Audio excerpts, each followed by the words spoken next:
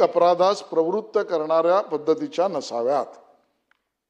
आणि म्हणून ज्याचा उल्लेख मान्य सुधीरभाऊ आपण केला, तशी व्यवस्था आपल्याकडे नाहीच असं नाही, तशी भक्कम व्यवस्था आपल्याकडे आहे। त्याच्या कार्यान्वयीमध्ये काही अडचणी असतील तर त्या दूर केल्या पाहिजेत।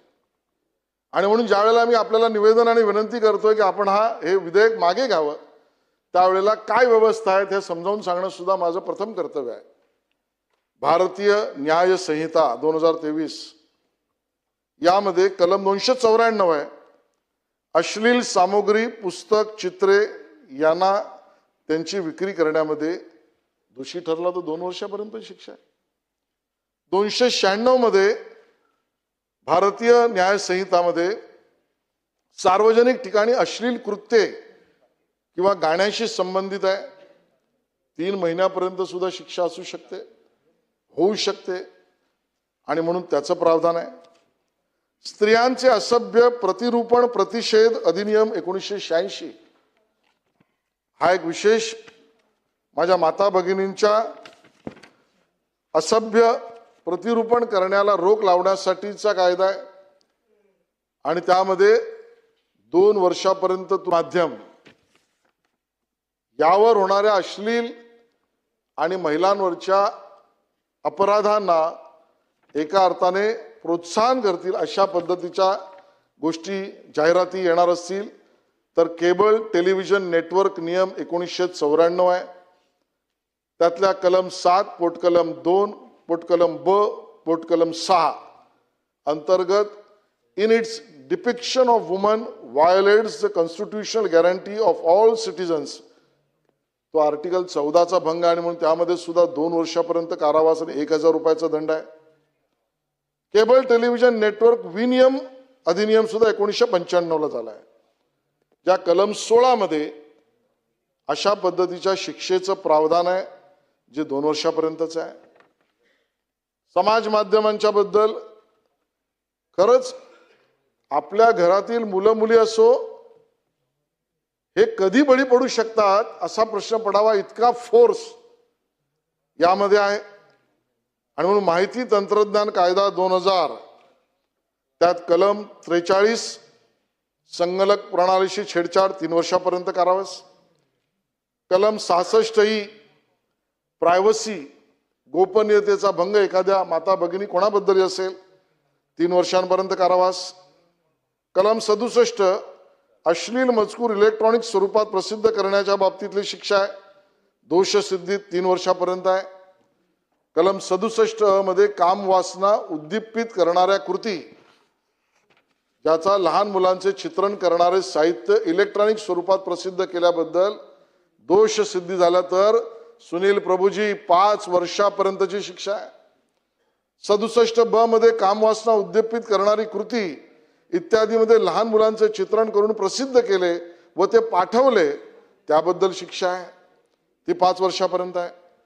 माहिती तंत्रज्ञान नियमावली 2021 यामध्ये सुद्धा नियम 3 असेल व भारतीय वृत्तपत्र परिषद आचारसंहिता कोड 17 असेल, अशा विविध 7 नियम अधिनियम कायदे आणि व्यवस्था यामधलं आपल्याकडे प्रावधान जरूर आहे। पण म्हणून या सगळ्या गोष्टींना आपण अनदेखा केलं पाहिजे असं नाही। ॲडव्हर्टाइजमेंटच्या विषयात ज्याचा उल्लेख आपण केलात, advertisement standard council of India he self regulatory अशी एक बॉडी आहे, पण त्यात सुद्धा काही गोष्टींचा नव्याने विचार केला पाहिजे याबद्दल दुमत असण्याचं कारण नाही। आणि म्हणून या ठिकाणी ज्या वेळेला या अतिमहत्वाच्या विषयाकडे सर्व व्यवस्था असल्या तरी सतत आणि सातत्याने मूल्यवर्धन, सामाजिक मूल्य, संस्कार, त्यातनं निर्माण होणारे हिंसाचार, दंगली, खून या सगळ्या गोष्टींच्या बद्दल एखादी समिती बनवावी व त्याचं धोरण असलं पाहिजे अशी अपेक्षा माननीय सुधीरभाऊ आपण त्या ठिकाणी केली आहे। मला या निमित्ताने हे विधेयक मागे घेताना 2 स्पेसिफिक गोष्टी सांगाव्याशा वाटतात। त्या म्हणजे स्त्रियांचे असभ्य प्रतिरूपण प्रतिषेध अधिनियम 1986 यामध्ये कलम 6 मध्ये स्त्रियांचे असभ्य प्रतिरूपण यासाठी 2 वर्षासाठी तुरुंगवास 2000 रुपये दंड हा 2000 रुपये दंड सुधीर भाऊ 1986 साली होता, आज 2026 ला होता. आणि त्यामुळे सरकारचं मत आहे हा 2000 रुपयाचा दंड हा जरूर वाढवला पाहिजे. आणि त्यासाठी हा कंकरंट सब्जेक्ट आहे, तो केंद्र सरकार आणि राज्य सरकारच्या अखत्यारीत असल्यामुळे त्याच्यावर सुद्धा दंडात्मक कारवाई वाढवण्याचा विचार केला पाहिजे, हे आमचं मत आहे. केबल टेलिव्हिजन नेटवर्क नियम 1994 यामध्ये सुद्धा आर्टिकल 14चा भंग करून derogatory portrayal of woman must not be portrayed in a manner that emphasis passive submissive qualities and encourages them to play a subordinate secondary role in the family society. समाजात माझ्या स्त्रीचं दर्शन दुय्यम पद्धतीने कुपद्धतीने होऊ नये या संदर्भात कलम 7 पोट कलम 2 पोट कलम ब पोट कलम 6 मध्ये 1000 रुपये दंड आहे. 1994चा नियम आहे, आज 2026 मध्ये आहे. आणि त्यामुळे त्या दंडात सुद्धा वाढ झाली पाहिजे. आणि म्हणून या दोन कायद्यामध्ये केबल टेलिव्हिजन नेटवर्क नियम 1994, केबल टेलिव्हिजन नेटवर्क नियम अधिनियम 1995 आणि स्त्रियांचे असभ्य प्रतिरूपण प्रतिषेध अधिनियम 1986 यामध्ये दंडात्मक शिक्षेची वाढ करण्याची भूमिका सरकारची आहे. या विषयावर सर्वंकष ती वाढ 10,000 रुपये असावी की 50,000 रुपये असावी यावर चर्चा करणं आवश्यक आहे. तरी प्रस्तावित करण्यासाठीचा विचार करणारी विशेषज्ञांची समिती आवश्यक आहे. आणि जरी समिती बसणारच आहे तरी समिती सर्वंकष विचार, कारण आपल्याला एका बाजूला सेन्सॉरशिप पाहिजे असं म्हणणं आहे, समाजातील सर्व क्रिएटिव्हिटीवर कुठेही सेन्सॉरशिप व्हावी अशी आपली अपेक्षा नाही. आणि म्हणून दोन्ही अर्थाने विचार करण्यासाठी एक समिती या अपेक्षित दंडवाढीसाठीचा विचार करील.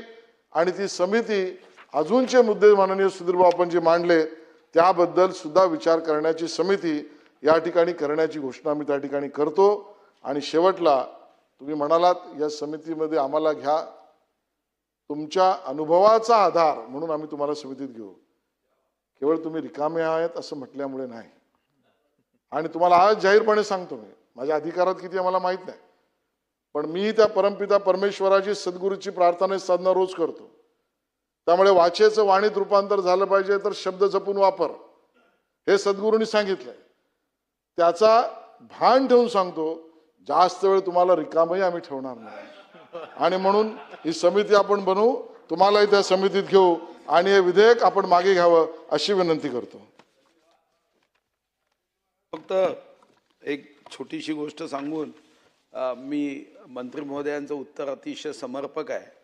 त्यांनी कायदेही वाचले, कायद्यात शिक्षाही वाचल्या, पण BNS आल्यानंतर एक गडबड झाली. पहिल्यांदा 2 वर्षाची शिक्षा असेल तर अध्यक्ष महाराज त्याला जमानत दिली जात नव्हती. आता आपण ताबडतोब जमानत देतो. आणि जमानत देत असल्याने काय झालं अध्यक्ष महाराज, आणि दुसरा एक प्रचंड आरोपींमध्ये काय कसा विश्वास आहे माहिती आहे अध्यक्ष महाराज,